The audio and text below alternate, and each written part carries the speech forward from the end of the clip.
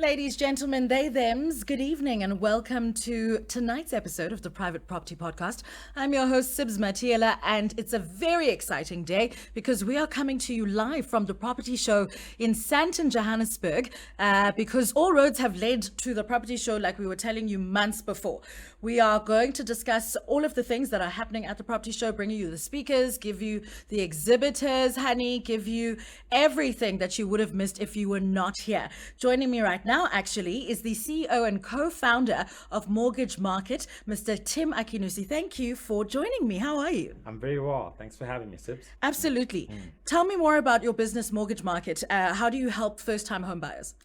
Yeah, so we're a marketplace for home loans. We essentially put together all of the banks in one marketplace where an individual looking for a home loan would make a single application online within 10 minutes, and that will go in real time to all the various banks, and they'll be able to compare quotations from those banks, and then we pay them an amount of 5,000 Rand cash back along with their home loan.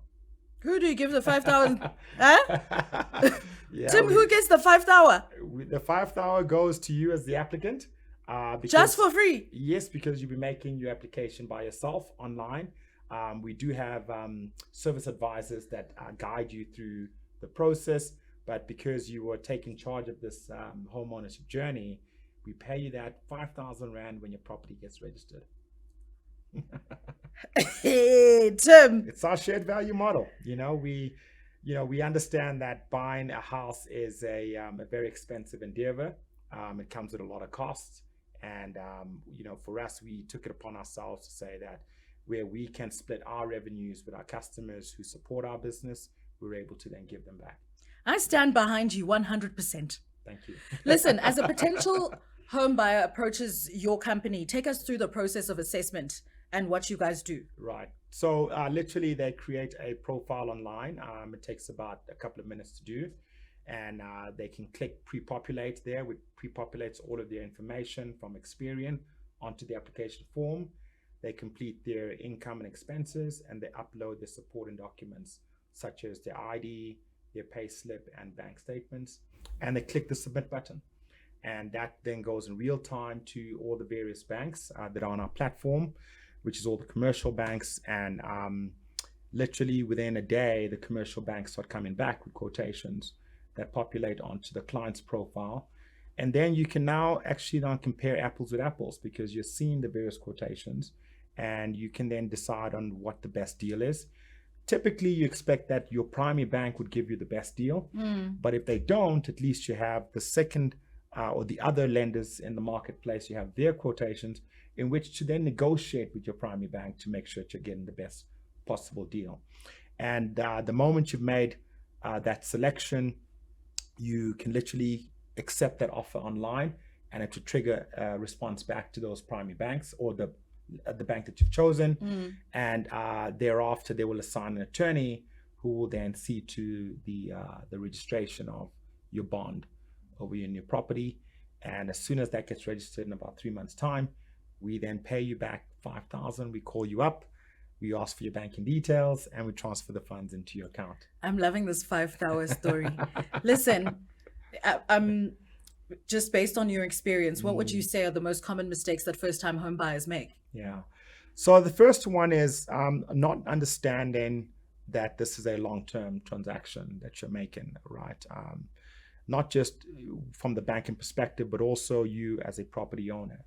So not knowing all the costs involved right up front in terms of the acquisition cost, which is obviously the cost of the transfer, the registration, legal fees. Which is the legal fees, yeah. And of course, also a government duty that you pay, a transfer duty. If your property is over the value of R1 million, you pay transfer duty on the portion that is above that.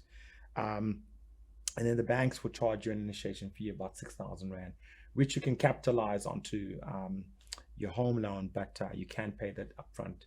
With the 5,000 that I get from you. Yeah, you can offset that basically. So it's those costs. And then once you've acquired the property, it's also the maintenance and the upkeep of that property, right? So if it's a sectional title, you should be expected to pay your levies as well as your rates and taxes with that. and of course also general maintenance of the place.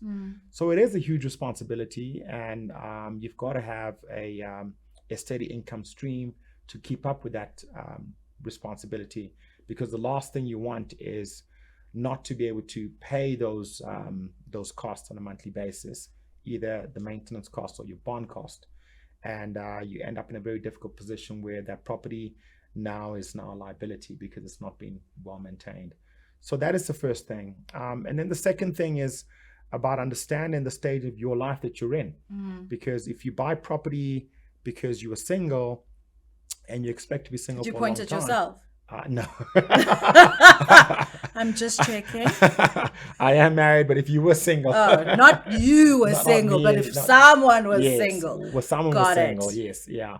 Essentially, what will happen is that you would need to, because the cost of acquisition is so prohibitive, you need to at least stay in that property for between 3 to 5 years to be able to absorb that cost and see your property appreciate in value. And once that happens, what happens is that you then have an asset that you can either sell and put the proceeds of that into a new property, or you can utilize that for any other business venture, So it's a journey to you knowing how to use funds that have been derived from owning the property and paying down the debt on it. And if you'd like to rent it out, of course, that's another common stream of how individuals get access to monthly income.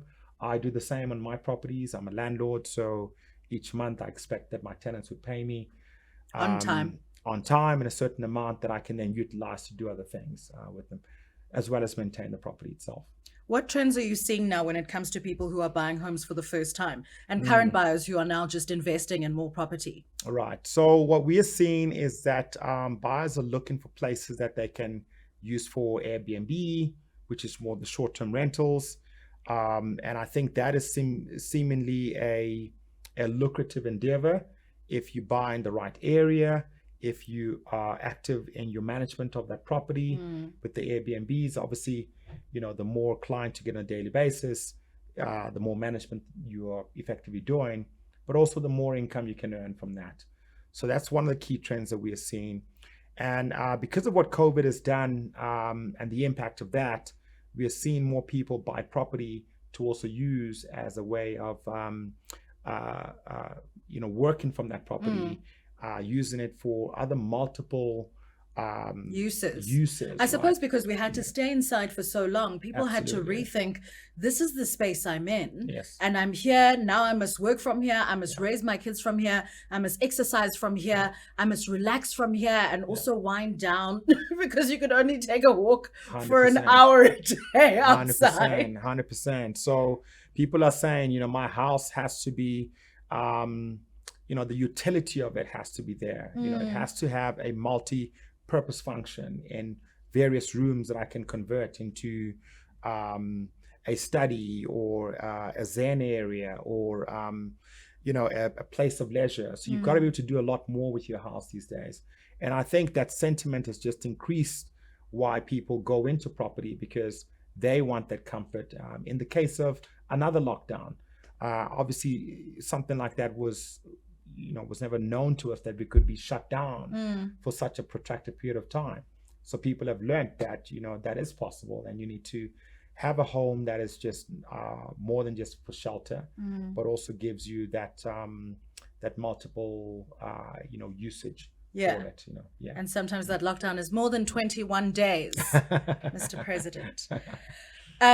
So we're obviously broadcasting live from the property show happening at the convention center in Johannesburg. You just gave a masterclass. Yes. Tell me how that went. That went very well. It's always incredible to see how much people value the insights and the education and things that they didn't know coming into this journey of being a homeowner.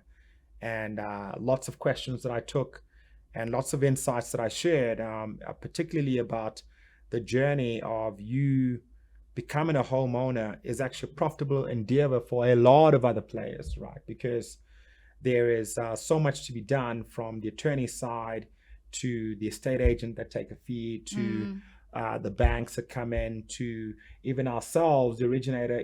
You becoming a homeowner creates an opportunity for us to earn commission from the banks. And so all of that happens by you making that decision. So your decision to become a homeowner impacts so many others. And I think it's important that first-time home buyers understand their power in that, and understand that what they're doing is nation building, right? And with nation building comes a great responsibility, and you've got to be in a position to know how to make the most of your property, either from an investment standpoint, or for your own usage, or for the perspective of being able to pay down one day and leave that as a legacy for your children, right? So it's an important thing that I think every citizen should have the opportunity to get access to. If you don't want to, that's fine, but you'll be renting somebody else's property, and you would be part of their ecosystem of their nation building. Yeah, exactly. So so I think it's something that more professionals that are in the area need to get into, because sharing your knowledge and sharing your insights could help the next person avoid the pitfalls that you had to go through when you were starting out. So if we want to get more people excited about it, we have to be willing to be transparent. We have to be willing to educate and make sure that people get the most out of it and get a good experience, so that they can also encourage more people to get into it. Because if they get a bad experience, then that's a turnoff for prospective home buyers looking to get into this space as well. I love that. It's like philanthropy and profit come together. Absolutely. And power.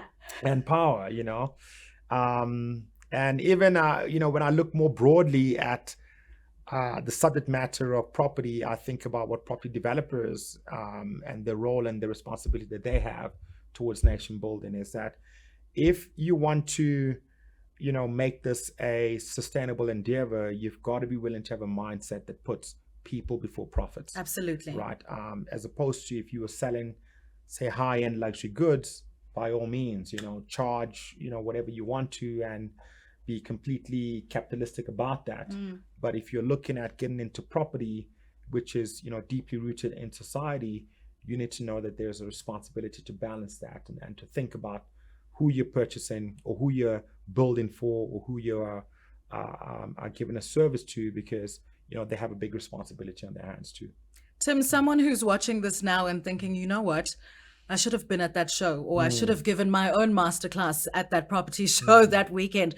What would you say, I'm not going to say the gain was for you, but in what way has this been beneficial, this experience for you personally, as someone who's now giving the talks and helping the people? I know that's part of your brand, that's part of who you are. Yes. But how has it been beneficial for you? Yeah. So for us as a company, it's obviously great exposure for us because we get to interact with our peers, get to interact with potential homeowners who would use our services. But more than anything, being in a space that is encouraging people to be an active participant in the property industry is a good thing. It's good because they're not building any more land, right? Land is very finite, and if you want to really make your mark in this country, you need to start participating in owning property and taking a long-term view on the country. So I feel that's been quite beneficial for us, and I'll encourage anyone who maybe wasn't part of this year's property show to come to next year's, and also to listen out for the things that private property are doing, because they're very big in the community, and they're very big in ensuring that this is not just an endeavor for a specific elite, but for everybody. And I think it's important that podcasts like this as well get broadcast and shared to people who are looking to get into property, because also in this day and age, there's a lot of misinformation, and it is completely unnecessary to be misinformed about property, right?